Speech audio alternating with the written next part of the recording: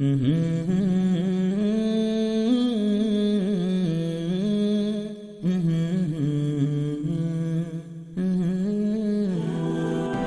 خیال میں جو لوگ مذہبی نہ ہوں وہ زیادہ بمقصد تحقیق کرتے ہیں۔ 100 کوڑے، کیا ہمیں آج اس زمانے میں یہ کچھ کرنا چاہیے؟ کیا ہمیں واپس باندیوں والے نظام کی طرف واپس لوٹ جانا چاہیے؟ شراب تو ایک ہی رات میں حرام قرار دے دی گئی، لیکن غلامی باقی رہی، لونڈیاں باقی رہیں۔ اگر یہ آیات نہ ہوتی تو آپ میں سے کون کون غلامی یا لونڈیوں کے نظام کا دفاع کرتا؟ کوئی بھی اس کا دفاع نہ کرتا۔ ہم 4 بیویوں کے رواج کے بھی خلاف ہوتے۔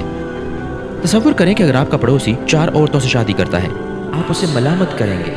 آئیے مل کر دو واقعات کے کہ لوگ اسلام سے دور رہیں۔ مثال کے طور پر، کیا آپ کو یہ معلوم تھا؟ نہیں، مجھے یہ معلوم نہیں میں تھا۔ یہی کہنے کی کوشش کر رہا ہوں، کیا اچھا نہ ہوگا کہ اگر آپ دوبارہ اسلام میں داخل ہو جائیں؟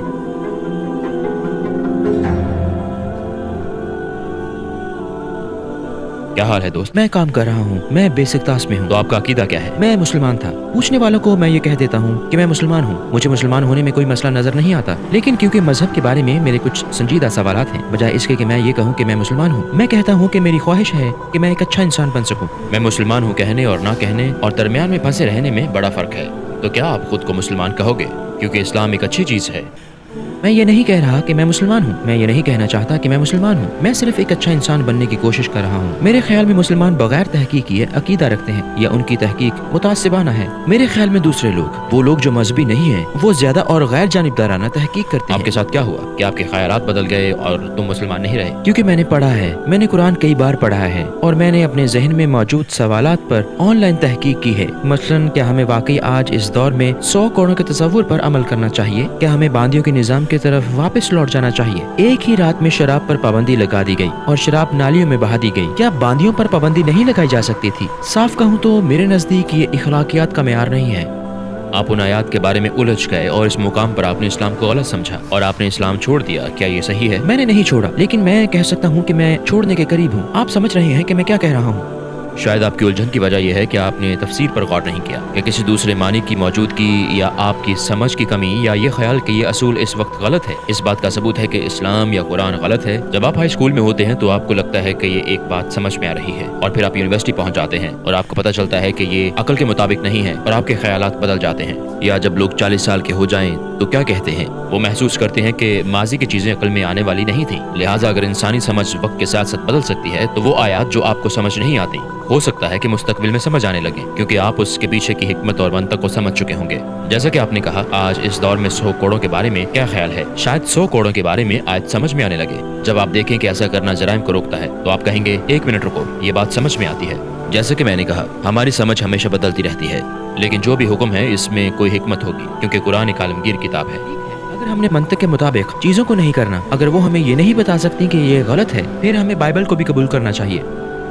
میں یہ نہیں کہہ رہا کہ ہمیں منطقی تحقیق نہیں کرنی چاہیے، میں اس کے برعکس بات کر رہا ہوں۔ ہمیں گہرائی کے ساتھ منطقی تحقیق کرنی چاہیے، اس کے بجائے اگر ہم صرف سادہ لفظی معنی پر غور کریں جو ہمیں پوری طرح سمجھ نہ آئے، کیونکہ ہم ایک عمومی تشخیص نہیں کر سکتے تو بغیر کسی وجہ کے دین سے دور ہو رہے ہوں گے۔ ہر آیت، ہر قانون، ہر حکم کے ہزاروں فائدے اور بہت سی حکمتیں ہیں۔ مثلاً آپ غلامی کی بات کر رہے تھے، غلامی اسلام کی پیداوار نہیں ہے۔ اسلام سے پہلے بھی تمام معاشروں میں غلامی موجود تھی، جیسے اب یہاں ملازمتیں ہیں، ان زمانوں میں غلامی ہوتی تھی۔ در حقیقت عورتوں کی کوئی قدر و قیمت نہیں تھی، یہاں تک کہ وہ ان کے نام بھی نہیں رکھتے تھے، صرف نمبر ہوتے تھے، جیسے کہ 1 2 3 4۔ وہ ان کی تذلیل کرتے تھے۔ یہ اسلام سے پہلے کی بات ہے۔ غلامی تمام معاشروں میں ایک تسلیم شدہ نظام تھا، جیسے آج معاشرے ایک واضح نظام کے تحت کام کرتے ہیں، ٹھیک ہے؟ تو اس وقت واضح نظام غلامی تھا۔ یہ کوئی ایسی چیز نہیں ہے جسے اسلام نے بنایا ہو، لیکن اسلام نے کیا کیا؟ اسلام نے اس نظام کو رفتہ رفتہ تبدیل کر دیا۔ رفتہ رفتہ کیوں؟ اگر آپ کسی معاشرے کو چلانے کا طریقہ اچانک تباہ کر دیں تو کیا ہوگا؟ لوگوں کے پاس کوئی نظام ہی نہ ہوگا۔ تو اسلام نے کیا کیا؟ اسلام نے غلامی کے معنی بدل دیے۔ مثلاً اسلام کیا کہتا ہے؟ انہیں ویسا کھلاؤ جیسا تم خود کھاتے ہو، انہیں ویسا پلاؤ جیسا تم خود پیتے ہو، ان کے لباس کا خیال رکھو۔ وقت گزرنے کے ساتھ ساتھ لوگ یہ کہنے لگے کہ یہ غلام ہمارے غلام نہیں بلکہ ہمارے بیٹے ہیں۔ لوگ انہیں اپنے خاندان میں شمار کرنے لگے۔ امریکہ میں غلامی کو ایک ساتھ ختم کر دیا گیا تھا، اسے بہت جلد ختم کر دیا گیا، اور تم جانتے ہو کیا ہوا؟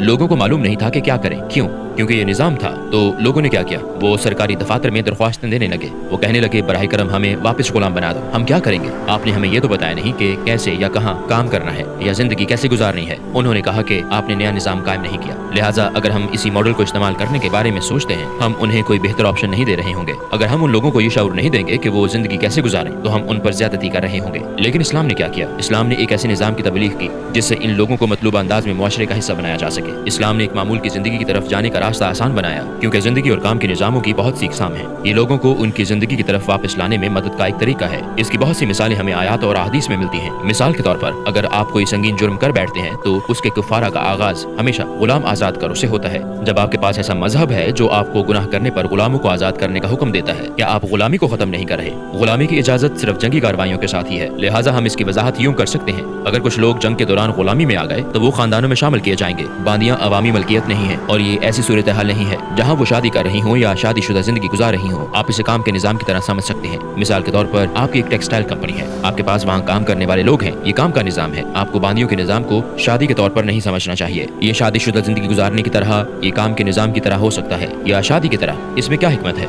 जैसा कि मैंने कहा, लोग खानदानी निजाम में शामिल हो जाते हैं और इन्हें इस्लाम से मुतारिफ करवाया जाता है और इन्हें खानदानी यूनिट्स में शामिल कर दिया जाता है। क्या ये बेहतर होगा कि खवातीन पब्लिक प्रॉपर्टी बन जाएं? तो इस्लाम क्या कहता है? इन खवातीन को खानदानी जिंदगी में शामिल होना है और अपनी जिंदगी इसी तरह गुजारनी है। लिहाजा नतीजा ये निकलता है कि सब महफूज होते हैं, इन पर तशद्दुद नहीं किया जाता, इनके साथ अच्छा सलूक और इन्हें ईमान की राह पर गामजन करना निजाम का एक बड़ा हिस्सा है। आपको तो गुलामों और बांदियों के हवाले से इस्लाम की दुरुस्त तशरीह करनी चाहिए, लेकिन ये वो जगह है जहाँ उलझन होती है। वो शादी क्यों करते हैं? लौंडी किसी की फैमिली बन जाती है, वो एक पार्टनर बन जाती है, या वो किसी दूसरे खानदान की पार्टनर बन जाती है। तो ये दरअसल क्या हो रहा है? ये तस्वुर कि वो पब्लिक प्रॉपर्टी है तबाह हो जाता है। हर एक को एक खानदान मिलता है और वो इस खानदान में अपनी जिंदगी गुजारता है।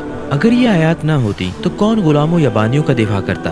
अगर ये आयत ना होती तो कोई भी इस तर्ज जिंदगी का दिफा ना करता और हम शायद 4 बीवियों के तस्वुर के भी खिलाफ होते और हम कहते कि ये गलत है।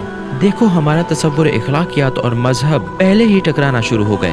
इस मुकाम पर इंसानी इस्तफसार से ज्यादा फिक्री कोई चीज नहीं। दोस्त, आपके सवाल करने में कोई हर्ज नहीं है। इस्लाम इसका तकाजा करता है। सवाल, सोच, तहकीक। अफला यतदब्बरून अल कुरान, भला ये कुरान में गौर क्यों नहीं करते? अल्लाह फरमाता है, अफला याकिलून, क्या वो अपनी अकल का इस्तेमाल नहीं करते? इस्लाम एक ऐसा मजहब है जो आपको मुसलसल सोचने और तहकीक करने पर उभार रहा है और आप कहते हैं ये हमारी इखलाकियात के खिलाफ है। जिस चीज को हम इखलाकियात कहते हैं उसकी तश्कील मुआशरे से होती है। एक चीज जिसको आप अच्छा अमल समझते हो और किसी दूसरे मुआशरे में इसे इससे मुख्तलिफ समझा जा सकता है। खालिक एक अकीदा नाजिल करता है, ये वो है जो मैं चाहता हूँ, ये अच्छा है, ये बुरा है, और इसी तरह इखलाकी और गैर इखलाकी कामों की तारीफ कर दी गई है।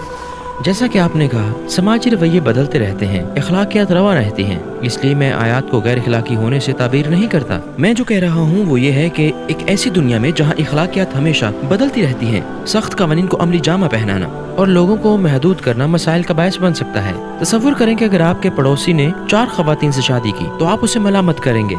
मैं नहीं करूँगा। नहीं करोगे? अगर आप 4 बीवियां रखने के बारे में कुरान की हिकमत और तालीमात को समझ लें तो आप इन्हें मलामत नहीं करेंगे। क्यों? क्योंकि 4 बीवियां रखना एक ऐसा मौजू है जिसे बहुत ज्यादा गलत समझा गया है, क्योंकि लोग ये समझते हैं कि उन पर 4 औरतों से निकाह करना वाजिब है, लेकिन ऐसा नहीं कहा गया। सूरह निसा में इरशाद है, जो औरतें तुमको पसंद हो, 2-2 या 3-3 या 4-4 उनसे निकाह कर लो, लेकिन ये कोई मजहबी फरीजा नहीं है, ये एक हद है। आयत के अगले हिस्से में इरशाद है, और अगर इस बात का अंदेशा हो कि सब औरतों से यकसां सलूक ना कर सकोगे तो एक औरत काफी है। और आगे इरशाद है, और तुम ख्वाह कितना ही चाहो औरतों में हरगिज बराबरी नहीं कर सकोगे। तो खुद ब खुद आप एक नतीजे पर पहुंचते हैं। कुरान असूली तौर पर एक औरत से शादी को कबूल करता है, लेकिन चूंकि कुरान एक आलमगीर किताब है तो होता यह है कि हिकमत के पेश नजर अगर जरूरत पेश आए तो ज्यादा से ज्यादा की हद 4 है। कुरान एक अमली किताब है जो एक काबिल अमल तर्ज जिंदगी की तबलीग करती है। किसी भी हालत में, किसी भी जमाने में, मिसाल के तौर पर आलमी जंगें हुई हैं, क्या ये अब भी हो सकती हैं? जी हाँ, ये मुमकिन है। जंगों में मरने वालों की अक्सरियत मर्दों की होती है, तो जब मर्द मरते हैं तो क्या होता है? औरतों की तादाद बढ़ती है और मर्दों की तादाद कम होती है। तो अब क्या होता है? 4 बीवियों का असूल अब मुकम्मल तौर पर काबिल अमल है। कुरान एक बीवी को बुनियादी तौर पर कबूल करता है, लेकिन वसी तनाजुर में 4 बीवियों तक की इजाजत देता है। हालात व वाक़ियात के पेश नजर आइए मिलकर ये मामला तय करें ताकि लोग इस्लाम से दूर ना हो और ये समझ जाएं कि दर हकीकत ये हिकमत पर मबनी है। इन आयात से मैं बहुत परेशान रहा, ये मेरे दिमाग में हमेशा घूमती रहती थी। थोड़ी देर पहले हमने इस आयत के बारे में क्या कहा था? कुरान असूली तौर पर एक बीवी को कबूल करता है, तो क्या आपको ये मालूम था? नहीं, मैं ये नहीं जानता था। मैं यही कहने की कोशिश कर रहा हूँ, आइए मिलकर दरियाफ्त करें, आइए मिलकर तफसीर को देखें। बहुत सी चीजें हैं जिनके बारे में हमने बात नहीं की। मेरे ख्याल में शुरू में आप मारूजी तौर पर आगाज करते हैं, लेकिन जैसे जैसे आप आगे बढ़ते जाते हैं आप महसूस करेंगे कि आप मुतासिब होना शुरू कर देते हैं। मिसाल के तौर पर मेरे ख्याल में गैर मजहबी जराए ज्यादा काबिल कबूल हैं और मैं इन्हें सुनता हूँ, लेकिन मैंने महसूस किया है कि मुझे ऐसा करना रोक देना चाहिए और अपनी तहकीक में ज्यादा गैर जानिबदार रहने की कोशिश करनी चाहिए। तो एक आयत गैर वाज़ेह हो सकती है, लेकिन बातचीत के बाद ये मुकम्मल तौर पर समझ में आ सकती है। लिहाजा मुस्तकबिल में मुमकिन है आपको किसी नई चीज का सामना हो और आप कहें, ओह ये समझ में आती है, और अपना ख्याल बदल लें। लिहाजा मैं ये कहना चाहूँगा, क्या ये अच्छा नहीं होगा अगर आप इस्लाम की तरफ लौट आएं और इन मौज़ूआत को तलाश करना जारी रखें इस्लाम के अंदर रहते हुए? मिसाल के तौर पर आपका किसी के साथ झगड़ा हुआ और आप मुखालिफ फरीक हैं, शायद आप एक दो दिन में किसी फैसले पर ना पहुंच पाएं, लेकिन आपके जहन में ख्याल पैदा होना शुरू हो गया है। मैं आपसे ये वादा कर सकता हूँ, मैं अपनी तहकीक में ज्यादा गैर जानिबदार रहूंगा।